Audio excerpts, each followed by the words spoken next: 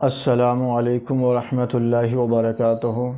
میرے بھائی بہن اور بچوں، آپ تمام کے خدمت میں کلمہ تمجید تیسرا کلمہ جو ہے پیش کیا جا رہا ہے۔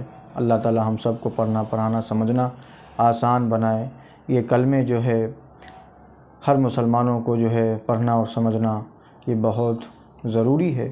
اللہ ہم سب کو کلمہ پڑھنے، سمجھنے، عمل کرنے کی اور آگے دوسرے لوگوں تک پہنچانے کی اللہ توفیق عطا فرمائے۔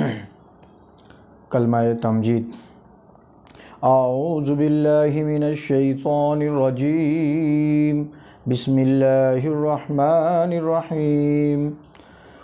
سبحان اللہ والحمد للہ ولا الہ الا اللہ واللہ اکبر ولا حول ولا قوة الا باللہ العلی العظیم۔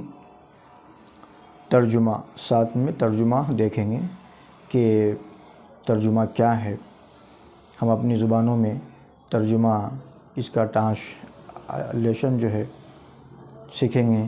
جب ترجمہ پڑھیں گے اس کا تو انشاءاللہ تعالیٰ بات سمجھ میں آئیں گی کہ ہم یہ جو کلمہ پڑھیں اس کا میننگ، اس کا مطلب معنی یہ ہے۔